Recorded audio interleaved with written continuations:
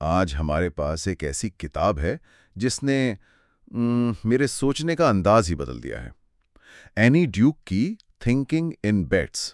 بہت ہی کمال کی کتاب ہے۔ جی، اور اس کا جو بنیادی سوال ہے نا، وہ بہت سادہ لیکن بہت گہرا ہے۔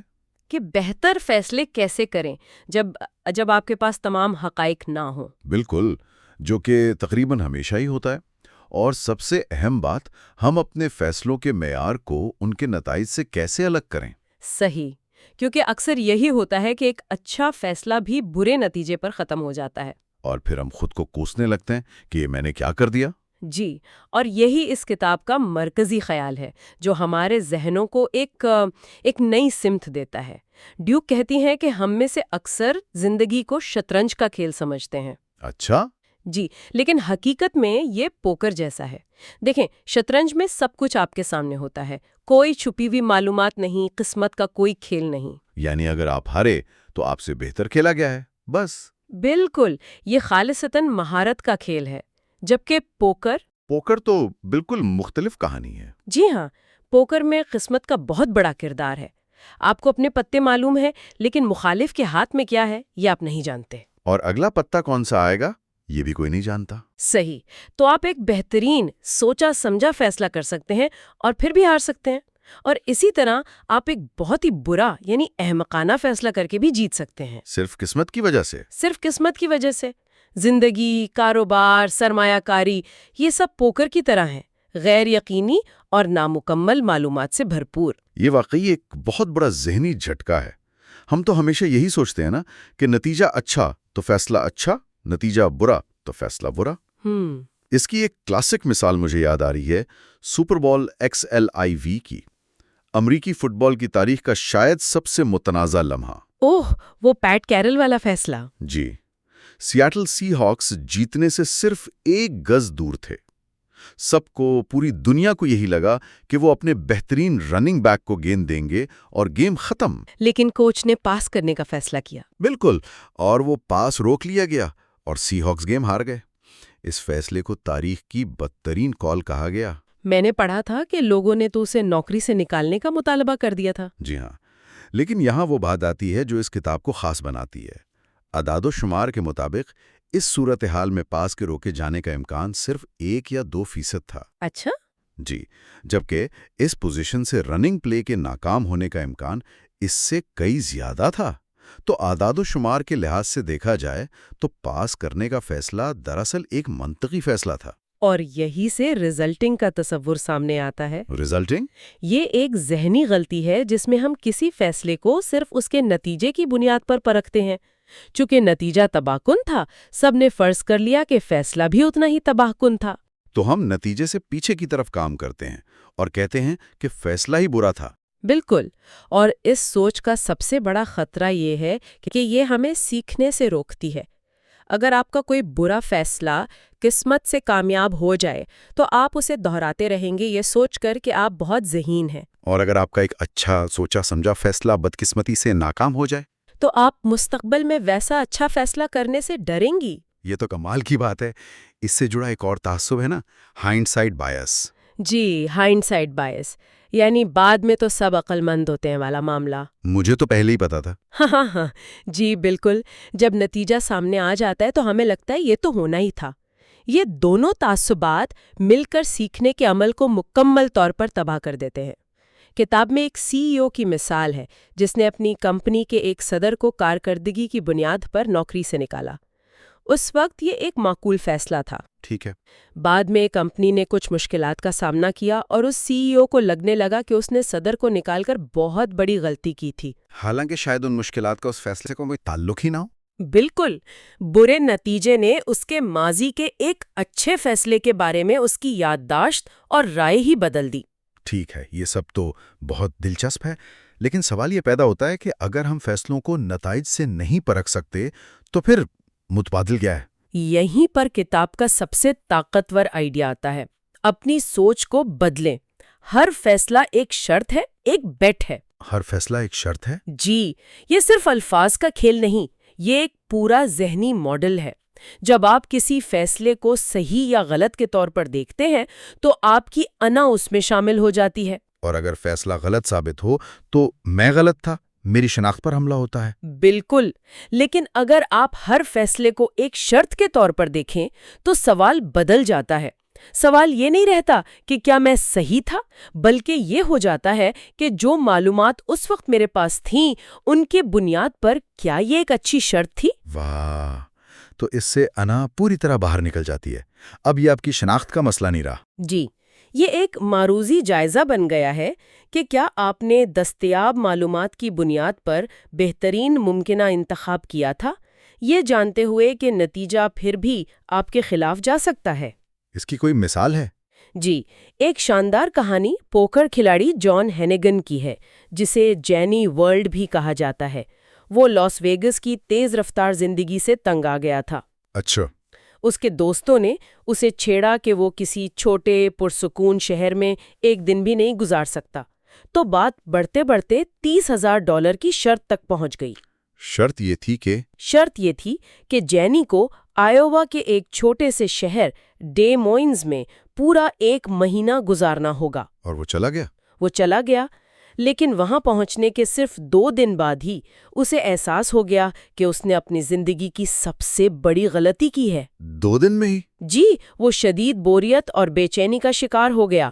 اب ریزلٹنگ کی سوچ والا شخص شاید پورا مہینہ وہاں گزارتا، دکھی رہتا اور پھر $30,000 جیت کر کہتا، دیکھو میں صحیح تھا۔ لیکن جانی نے شرط کے طور پر سوچا؟ بالکل، اس نے اپنی شرط کا دوبارہ جائزہ لیا۔ اس نے حساب لگایا کہ اس 1 مہینے میں وہ ویگاس میں پوکر کھیل کر اس سے کہیں زیادہ کما سکتا ہے اور خوش بھی رہ سکتا ہے۔ تو اس نے اپنے نقصانات کو کم کرنے کا سوچا۔ جی، اس نے اپنے دوستوں کو فون کیا اور شرط سے نکلنے کے لیے $15,000 ادا کیے اور واپس ویگاس آ گیا۔ اس نے ایک بری شرط کو پہچانا اور اسے چھوڑ دیا۔ یہ ایک بہتر فیصلہ تھا۔ یہ واقعی ایک زبردست مثال ہے۔ اچھا، یہ سب نظریاتی باتیں تو بہت اچھی ہیں، لیکن کیا کتاب میں کچھ ٹھوس عملی طریقے بھی بتائے گئے ہیں؟ جی ہاں، اور سب سے پہلا قدم ہے غیر یقینی صورتحال کو قبول کرنا۔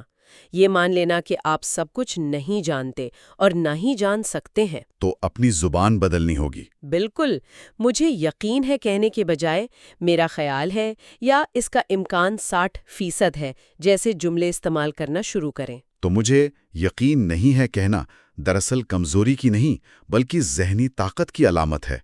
یہ تسلیم کرنا کہ قسمت کا کردار ہمیشہ موجود ہوتا ہے۔ جی، اس سے کامیابی پر تکبر اور ناکامی پر غیر ضروری خود ملامتی دونوں سے بچا جا سکتا ہے۔ اور دوسرا قدم؟ دوسرا عملی قدم یہ ہے کہ یہ کام اکیلے نہ کریں۔ ڈیوک اسے دی بڈی سسٹم کہتی ہیں، یعنی سچائی کی تلاش کرنے والے گروپس بنانا۔ ہمیں ایسے لوگ چاہیے جو ہماری سوچ کو چیلنج کریں، نہ کہ صرف ہر بات پر ہاں میں ہاں ملائیں۔ بالکل، کیونکہ ہم سب تصدیقی تعصب یعنی کنفرمیشن بائس کا شکار ہیں۔ ہم وہی معلومات ڈھونڈتے ہیں جو ہمارے پہلے سے موجود عقائد کی تصدیق کریں۔ لیکن کیا یہ عملی طور پر ممکن ہے؟ اکثر لوگ تو اپنے خیالات کو چیلنج کیے جانے پر دفاعی ہو جاتے ہیں۔ یہ ایک بہت اہم سوال ہے اور اس کا جواب ماہر سماجیات رابرٹ مرٹن کے CUDOS اصولوں میں ہے۔ CUDOS یہ کیا ہے؟ یہ ایک مخفف ہے۔ پہلا اصول ہے C یعنی کمیونزم۔ کمیونزم؟ اور یہاں اس کا سیاست سے کوئی لینا دینا نہیں ہے۔ اس کا مطلب صرف یہ ہے کہ گروپ میں معلومات سب کی مشترکہ ملکیت ہونی چاہیے۔ اچھا، یعنی شفافیت، معلومات پر کسی کی اجارہ داری نہ ہو، یہ سمجھ میں آتا ہے۔ اگلا کیا ہے؟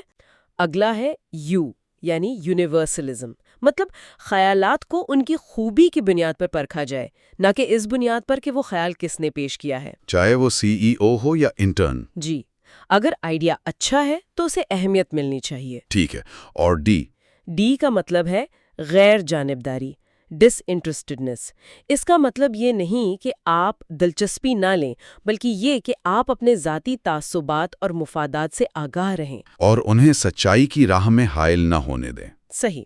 اور آخری OS یعنی منظم تشکیک، آرگنائزڈ اسکیپٹسزم، ایک ایسا ماحول بنانا جہاں سوال اٹھانے، اختلاف کرنے اور تنقیدی بحث کی حوصلہ افزائی کی جائے، جہاں یہ کہنا محفوظ ہو کہ میں اس سے متفق نہیں ہوں۔ بالکل. تو CUDOS دراصل ایک سچائی کی تلاش کرنے والے کلب کا آئین ہے. یہ بہت طاقتور ہے. اچھا، ہم نے بیرونی مدد یعنی گروپس کی بات کر لی. کیا کوئی اندرونی اوزار بھی ہیں جن سے ہم خود کو چیلنج کر سکیں؟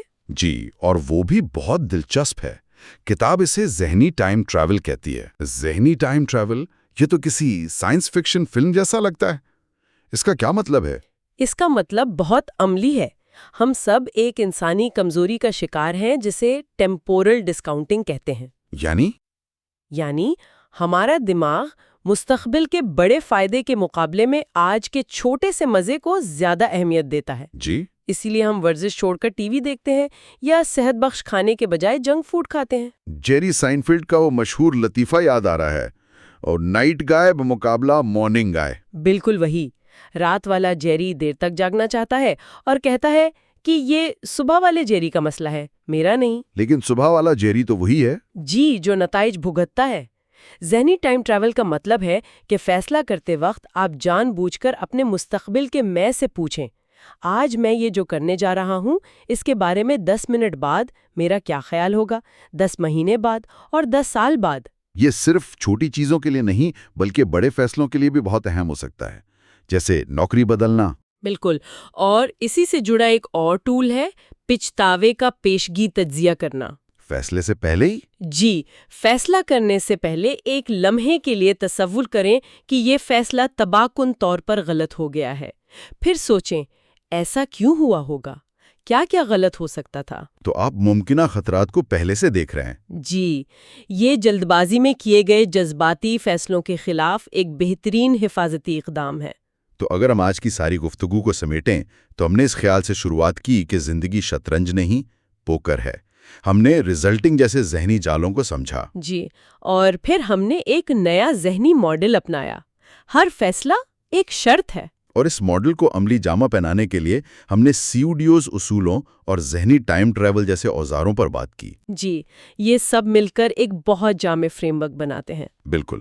تو اس ساری بحث کا لب لباب یہ ہے کہ مقصد یہ نہیں کہ ہم ہر بار صحیح نتیجہ حاصل کریں، کیونکہ وہ ہمارے کنٹرول میں نہیں ہے. صحیح. مقصد یہ ہے کہ ہم اپنے فیصلہ سازی کے عمل کے معیار کو اتنا بلند کر لیں کہ طویل مدت میں امکانات ہمارے حق میں ہو جائیں. اور آخر میں سامعین کے لیے ایک سوال چھوڑنا چاہتی ہوں. ذرائع بتاتے ہیں کہ فیصلہ سازی میں اصل بڑھتری خالص ذہانت یا IQ میں نہیں ہے، بلکہ غیر یقینی صورتحال اور دباؤ کے دوران اپنے جذبات پر قابو پانے میں ہے.